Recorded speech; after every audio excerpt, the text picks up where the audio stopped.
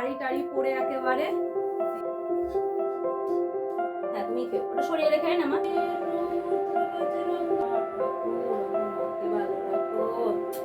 বসেছি দেখো এক থালা আম, এখন দুধ আসলো, দুধ নিলাম।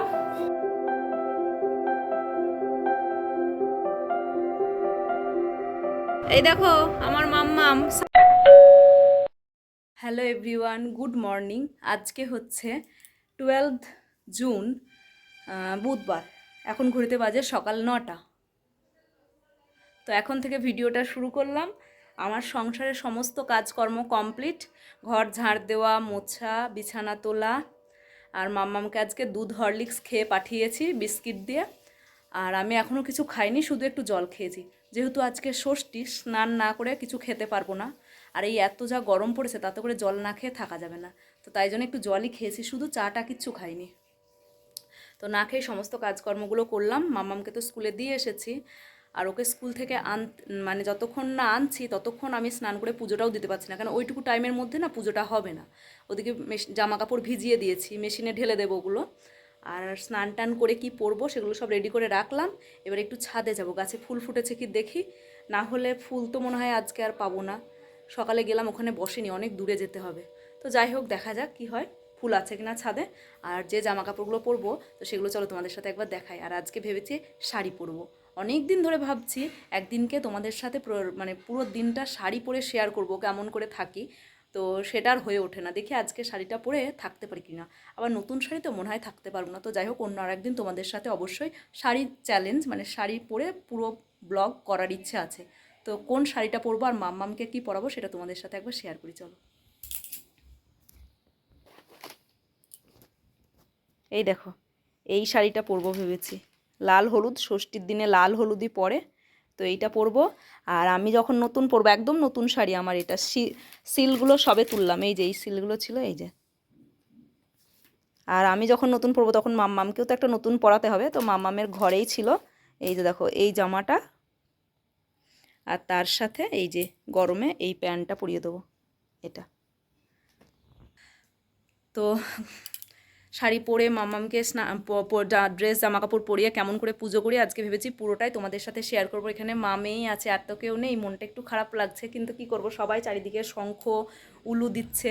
তো এর পরের বার থেকে আমি ভেবেছি আমি ষষ্ঠী পুজো করব। মানে আমি উপোস থাকি কিন্তু কখনো পুজো করি না, যখন বাড়ির দিকে যাই তখন করি। কিন্তু ভেবেছি পরের বার থেকে আমি এখানটাতেই ডালা কুলো যেরকম সব কেনে, খেজুর জাম ওগুলো যেরকম কিনতে পাওয়া যায়, ওই দিয়ে যেরকম পুজো করে সেরমভাবে আমিও মামামের জন্য পুজো করব। তো ভেবেছি পরের বার থেকে। কালকে হঠাৎ করে মনে হলো যে আমি করলেও তো পারতাম। সবাই কি বিকেলবেলা যখন কলিদের বাড়ি গেলাম তখন দেখছি সবাই কিনে কিনে নিয়ে যাচ্ছে, তো দেখে খুব মন হচ্ছিল। কিন্তু হঠাৎ করে কাউকে জিজ্ঞেস করিনি এখনও, বাড়ির বড়দের জিজ্ঞেস করেই তো করবো, কেন কি ওটা করা যাবে কি না। তো সব কিছু জিজ্ঞেস করেই আমি করি, সেহেতু সবার থেকে তো জানা হয়নি। আর মা গেছে শেষদার কাছে, মানে কানাডায় গেছে মা, আজকে সকালবেলায় নেমেছে। তো কালকে রাত্রে ফ্লাইটে ছিল, তো সেই হিসেবে মাকে ফোনও করতে পারিনি। তো এই আর কি, যদি ফোন করতে পারতাম তাহলে হয়তো আজকে সকালে বাজারে গিয়ে কিনে আনতাম। তো যাই হোক, মাকে জিজ্ঞেস করে নেবে এবারে, দিয়ে পরের বার থেকে ভেবেছি করব। তো খুব মন খারাপ হচ্ছে, সবাই মন্দিরে গিয়ে দেখছি বাচ্চাদের কোলে করে নিয়ে গিয়ে দেখছি পুজো দিচ্ছে। তো আমারও ইচ্ছে করছিলো, তো ভেবেছি ঘরেই মাম্মামকে আজকে ঠাকুরের সামনে বসাবো, আমি আর মাম্মাম দিয়ে দুজনে মিলে একসাথে এমনি ঠাকুর পুজো দেবো। ষষ্ঠী পুজো তো ওইসব কিছু কিনিনি, কিছু হবে না। তো যাই হোক দেখি। তো তোমাদের সাথে যা করছি পুরোটাই শেয়ার করব, আর কি খাচ্ছি না খাচ্ছি সবটাই শেয়ার করব। কি আর খাবো, মা মেয়ে আছি, মাম্মামের কালকে সয়াবিন আলুর তরকারি আছে আর ভাতও আছে, ওটাই মাম্মামকে দেবো, আর আমি দেখি কি খাবো। তো চলো ভিডিওটা দেখতে থাকো, আশা করি তোমাদের ভালো লাগবে। আর মামামের আজকে 9:30টায় ছুটি আজকে, তার জন্য মামামকে একটু পরেই আনতে যাব। এখন 9:05-10 বেজেই গেল। চলো। তো আমি ফুল রেডি হয়ে গেছি, এই যে দেখো শাড়ি টাড়ি পরে একেবারে, এই যে।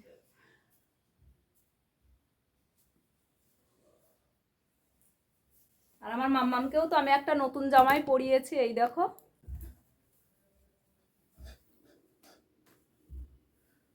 সরো দেখি মা, সরো, হয়েছে। তো চলো এবারে ঝটপট করে পুজোটা করে নিই। মাম্মাম অনেকক্ষণ থেকে বলছে মা খিদে পেয়েছে খিদে পেয়েছে। ওদিকে আমি জোগাড় করে ফেলেছি, জোগাড় বলতে ঠাকুরের থালা বাসন সব ধুয়ে এনেছি, যা ফুল টুল সব তুলে নিয়ে এসেছি। এবারে পুজোটা দেবো, তাহলেই হয়ে যাবে। চলো। তো তোমাদের সবাইকে ষষ্ঠীর অনেক শুভেচ্ছা ও ভালোবাসা। তো আজকে হচ্ছে ষষ্ঠী, তার জন্য তোমরা জানি অনেকেই সবাই বাবার বাড়ি গেছো, অনেকেই পুজো টুজো করছো। কিন্তু আমি যে বললাম আমি এবারে মানে আমি যখন বাড়ি যাই, বাবার বাড়ি বলো শ্বশুর বাড়ি বলো, তখন ওখানে যেরকম পুজো করে সবাই সেরকমই করি, কিন্তু এইখানটায় না আমার কোনোদিনও করা হয়নি। তো তোমাদেরকে বললামই যে পরের বার থেকে আমার ইচ্ছে আছে করব, আর এবারেই খুব মন হচ্ছিল। তো যাই হোক, আমি আমার মতো করে পুজো দিলাম, এমনি ঠাকুরকে ঘরে পুজো যেরকম দেয়। তো ভাবলাম গাছের অনেক আম হয়েছে, মা মেয়ে তো খুবই খাচ্ছি, তো ঠাকুরকেও একটু দিই। আর আজকে ফল এমনি দিলেও খুব মানে ভালোই হয়। তো আম কেটে নিলাম, নিরামিষ বটি দিয়েই কেটে নিলাম, বটিটা বার করে ধুয়ে টুয়ে নিলাম। আর আজকে থালা বাসন প্রদীপ সব ধুয়েছিলাম। তো স্নান করে তারপরে নাইটি পরে আমি এগুলো সব ধুয়ে টুয়ে সব জোগাড় জান্তি করে নিয়ে তারপরে শাড়ি পরেছি। না হলে না এই শাড়ি পরে ছাদে গিয়ে যদি আমি পুজোর বাসন টাসন ধুই তাহলে অবস্থা আরোই খারাপ হয়ে যাবে। আর গাছে জানো তো আজকে বেশ ভালোই ফুল ফুটেছিল, মানে খুব বেশি নয়, তবে অপরাজিতা ফুল ফুটেছিল 4টে, মানে নীল নীল রঙের। আর সাদা ফুল মনে হয় কটা ফুটেছিল, সে তোমরা দেখলেই বুঝতে পারবে। আর আমার জানো তো ছাদের উপরে একটাও তুলসী গাছ নেই, সমস্ত গাছগুলো মরে গেছে। আর নিচে তুলসী গাছ আছে, তো নিচ থেকে যে নিয়ে আসবো উপরে লাগাবো সে আর আমার সময় হয়ে উঠছে না। তো যাই হোক, স্নান টান করে নিচে গিয়ে আবার তুলসী পাতা তুলে নিয়ে এসে ধুয়ে তারপরে দিলাম। তো ছাদে অবশ্যই একটা গাছ লাগাতে হবে আমার।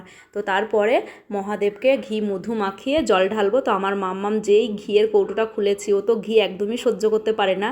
আর ঠাকুরের ঘি ধরো অনেক দিনের হয়ে গেছে, তাই একটু কীরকম গন্ধ হয়ে গেছে, ফেলে দিতে হবে ঘিটা। তো যাই হোক, মাম্মাম দেখো নাক ধরেই আছে, আরে আমার গন্ধ লাগছে না, ওর গন্ধ লাগছে।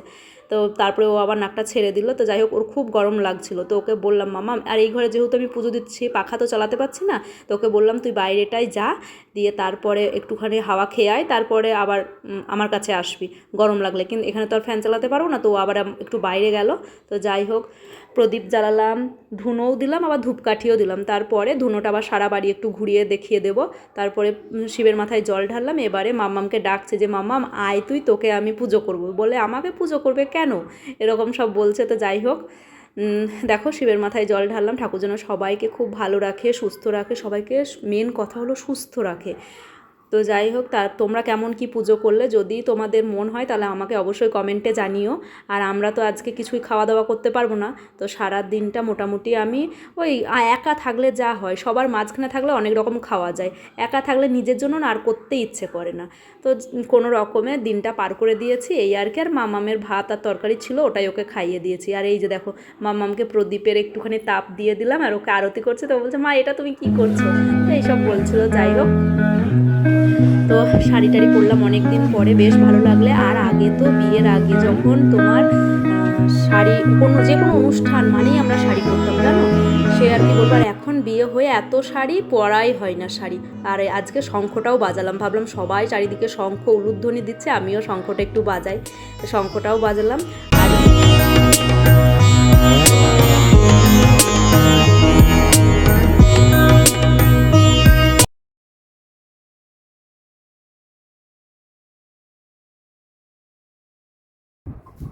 পুজো দেওয়া আমার কমপ্লিট হয়ে গেছে, তো তোমরা দেখতেই পেলে। এবারে ধুনোটা সারা বাড়ি একটু ঘুরিয়ে দিই, চলো।